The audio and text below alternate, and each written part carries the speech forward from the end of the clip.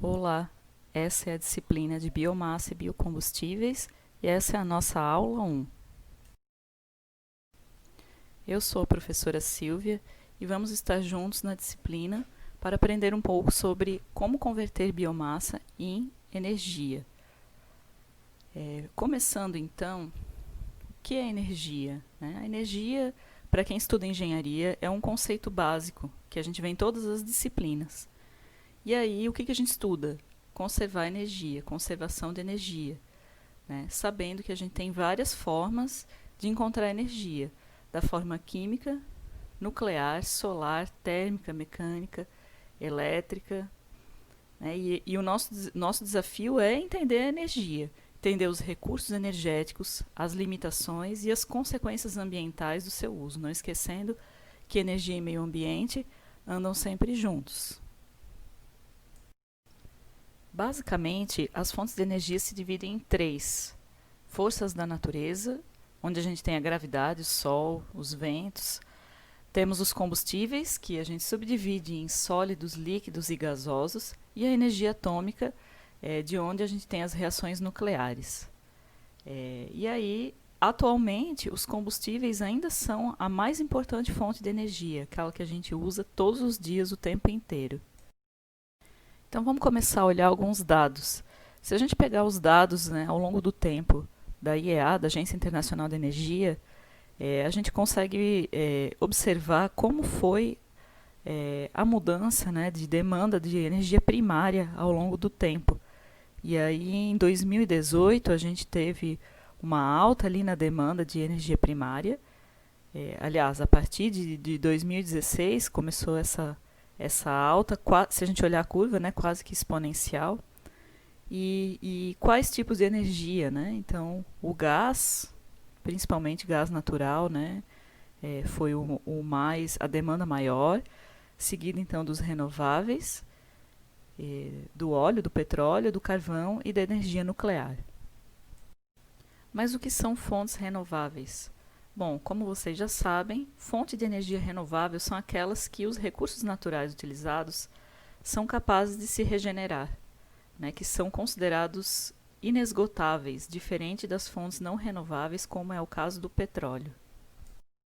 Se a gente olhar mais alguns dados da Agência Internacional de Energia, a gente tem o crescimento da geração de eletricidade pelas renováveis, por região e também por tecnologia. Então a gente vê a China como um maior crescimento no uso de renováveis para geração elétrica.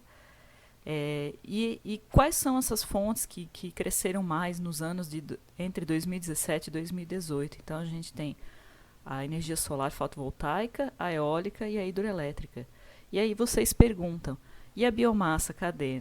A biomassa, ela já é, como a gente vai ver nos próximos slides, nos próximos momentos da aula, ela já é bastante utilizada. Então, esse crescimento da biomassa não é tão grande quanto a energia solar e a energia eólica, mas a quantidade de energia utilizada é bastante significativa. Vamos falar um pouquinho então do balanço energético nacional. Se a gente olhar o balanço de 2020 já, que é relativo aos dados de 2019, o Brasil aparece aqui na sua matriz energética com 46,1% de uso de fontes renováveis. E isso, comparado com o mundo, é bastante significativo, já que no mundo essa utilização de fontes renováveis representa 13,9%. Se a gente olhar aqui ao lado, ao longo do tempo, tem aumentos e também quedas no uso da participação de renováveis nas fontes de energia, mas a partir de 2014 a gente vê esse crescimento constante. Como que a oferta de energia está dividida, então, entre o total da oferta interna de energia? Se a gente olhar os renováveis, vejam só, a gente tem 18% vindo da biomassa da cana e 8,7% vindo da lenha e carvão vegetal, que também são biomassas, depois seguidos da hidráulica e de outras renováveis. E o que tem dentro dessas outras renováveis? Vejam só, a gente tem a lixívia, que é um resíduo da indústria de papel e celulose, também considerado de biomassa. Temos o biodiesel, temos outras biomassas, temos biogás e também o gás industrial de carvão vegetal, todos biomassas. Continuando com o Balanço Energético Nacional de 2020, a gente ainda pode observar um crescimento na utilização, na oferta de biomassa da cana, na oferta de lenha e carvão vegetal, de outras renováveis, e também de petróleo.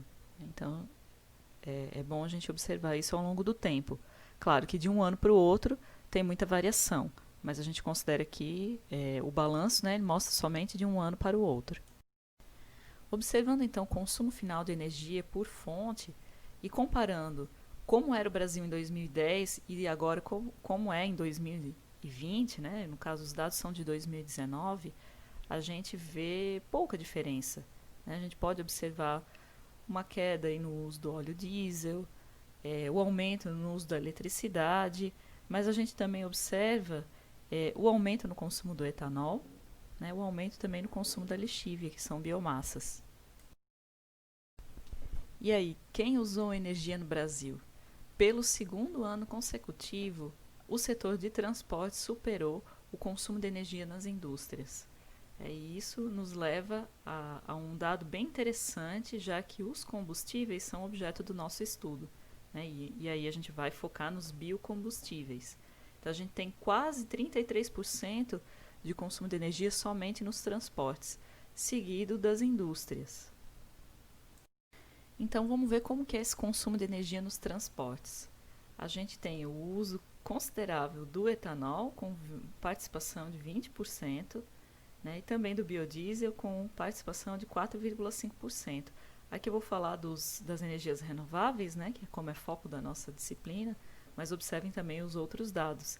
E aí, de 2018 até 2019, a gente teve um aumento de 11,3% no consumo de etanol, também no consumo de diesel, sendo que o biodiesel ele teve um aumento de 9,4%, porque aumentou o percentual do biodiesel na mistura diesel do petróleo biodiesel. E a participação dos renováveis no setor de transportes tem aumentado também ao longo do tempo. E como é que é o perfil do consumo de energia na indústria? Na indústria já é diferente, então a gente tem aqui outros combustíveis, né? E aí o que é de biomassa? Bagaço de cana, com quase 17%, lenha, lixívia, carvão vegetal. E somando tudo, né, os renováveis, o que a gente tem de renováveis são 58% nas indústrias, que é bem interessante também. Então vamos lá, eu pergunto, e aí, o que é biomassa? A biomassa teve várias tentativas de uma definição geral. Por exemplo, biomassa é a fração não fóssil de resíduos industriais e municipais. Só resíduos? Mais uma tentativa. A biomassa é definida como qualquer matéria vegetal usada diretamente como combustível ou convertida em outras formas antes da combustão. Ou então, biomassa é a parte renovável dos resíduos sólidos urbanos em forma de reprodutos sólidos ou seus derivados gasosos e líquidos. Certo. Estão certas as definições? Sim, elas estão, mas não estão bem completas. Então, como que a gente vai definir o que é biomassa? Vamos então deixar o conceito bem geral, que é biomassa. Todo material orgânico, vegetal ou animal que pode ser usado como fonte de energia, diretamente ou na produção de combustíveis. Vamos ver então como que é a geração de eletricidade por biocombustíveis e resíduos, né, e ao longo do tempo e também por recurso. A gente tem um aumento bem significativo a partir ali do ano de 2002, sendo que a maior parcela é de biocombustíveis sólidos, né, seguido dos biogases. Mas esse crescimento aqui a gente deve levar bastante em consideração. Na geração de calor, a gente vê um crescimento também não tão expressivo quanto na geração de eletricidade, mas uma parcela maior do uso de resíduos industriais também para a geração de calor. Seguido, sendo que em primeiro lugar a gente tem ainda os biocombustíveis sólidos.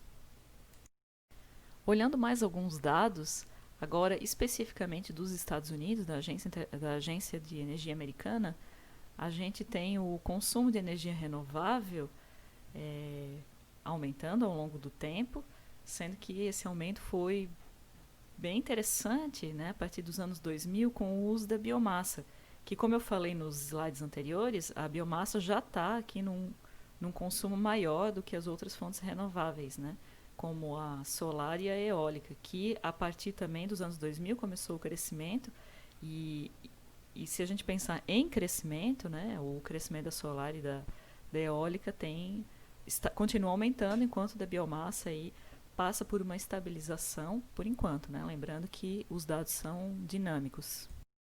Por região, quem é o maior consumidor de biomassa como fonte de energia? É a Ásia. Isso já se espera pelo tamanho do continente, seguido da África, das Américas e da Europa. Vamos falar então da energia da biomassa. A princípio, a energia da biomassa também vem do Sol. A biomassa ela contém energia do Sol armazenada porque os vegetais, eles passam pelo processo da fotossíntese, onde as plantas absorvem a energia do sol e transmitem essa energia aos seres que se alimentam delas, que no caso são os animais. E vão distribuir essa energia pela cadeia alimentar, que vai ficar armazenada também nos resíduos provocados por esses seres. Qual que é a reação química da fotossíntese? Então a gente tem o gás carbônico, que é a fonte de carbono, mais a água. Na presença de luz solar, a gente tem a formação da glicose, com 6 carbonos, mais a água formada com os átomos do oxigênio do gás carbônico e mais oxigênio, que é formado com os átomos de oxigênio que vêm das moléculas de água. E a biomassa ela tem um ciclo para a energia. Então a gente tem o crescimento da biomassa, a colheita dessa biomassa, o processamento dessa biomassa, a distribuição, o pré-tratamento dela, a conversão em biocombustíveis, o uso dos biocombustíveis, resultando em novamente CO2 que volta para o ciclo, e novamente passar pelo processo de fotossíntese.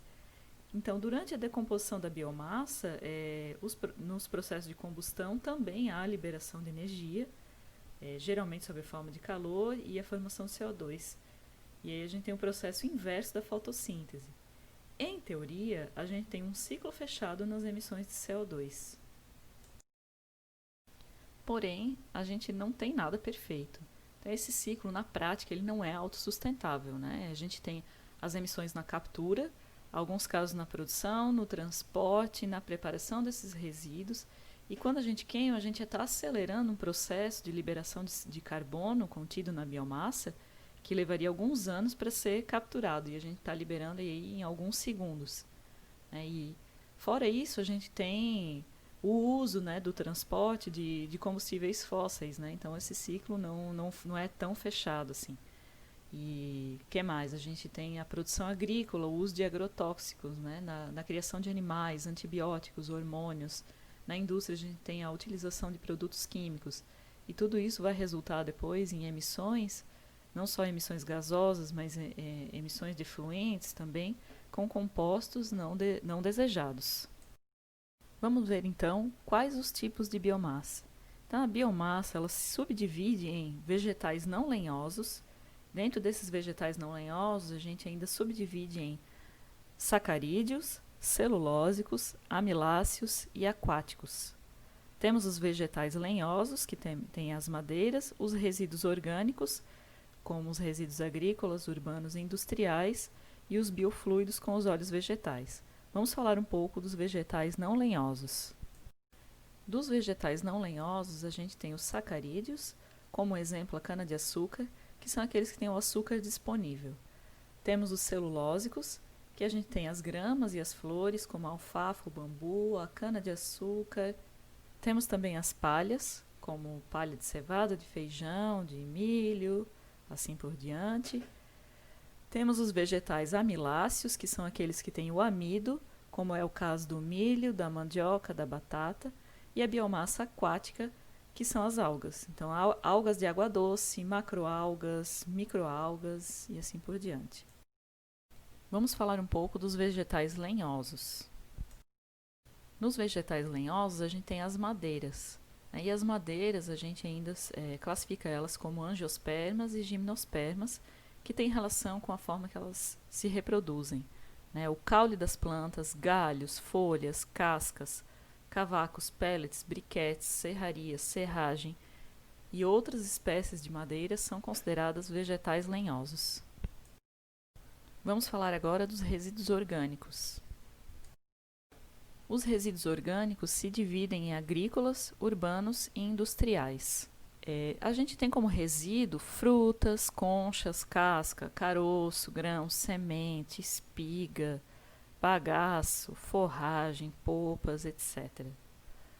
Da classificação animal, a gente ainda tem ossos, carne de ossos, cama de frango, dejetos. E dentro desses tipos de resíduos, a gente ainda tem a biomassa contaminada e biomassa de resíduos industriais, que a gente tem os resíduos sólidos urbanos, madeira de demolição, resíduos derivados de combustível, que são aqueles que estão contaminados com algum composto diferente, né, como aditivos, pesticidas, metais pesados, né, ou algum outro metal. Então a gente tem lodo de esgoto, resíduos hospitalares, que pode ter contaminação com os patológicos, né, papéis aglomerados, caixas de madeira, entre outros. E a gente ainda tem a mistura dessas biomassas com a mistura das variedades que a gente classificou logo acima. Para a gente ter uma noção da quantidade, falando um pouco de resíduos domiciliares e comerciais, que são os resíduos sólidos urbanos, a CETESB, em 2004, ela fez uma estimativa de produção em quilos por habitante por dia de lixo, né, de resíduo sólido urbano domiciliar. E em cidades com mais de 500 mil habitantes, essa produção foi estimada em aproximadamente 0,7 quilos por habitante dia. Se a gente fizer uma conta rápida, em João Pessoa a gente tem mais ou menos 750 mil habitantes e isso representa 525 mil quilos de lixo por dia. Temos um potencial.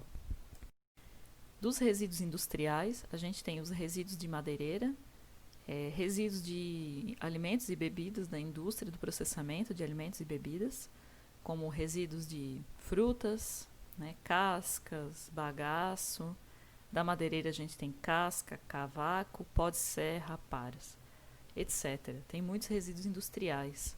Para a gente ter noção do tamanho do problema, em 2003 foi feito um levantamento, né, nos 5.471 municípios do Brasil, e foi constatado que apenas 551 deles fizeram controle dos resíduos gerados no setor produtivo, e isso só no setor privado, né? E aí foi quantificado 1,4 milhão de toneladas de resíduos somente nos principais polos industriais do Brasil. Isso mostrou, né, que por ano no Brasil são aproximadamente 2,9 milhões de toneladas de resíduos sólidos industriais, porém 600 mil toneladas, que é mais ou menos 22% somente, que receberam um tratamento adequado. O restante não se sabe muito bem o que aconteceu. Então temos mais um potencial aí de utilização de resíduos. Falando um pouco dos resíduos animais, a gente logo lembra dos dejetos, né? E isso lembra que o Brasil é um país agrícola e tem bastante criação de animais e produção de carne.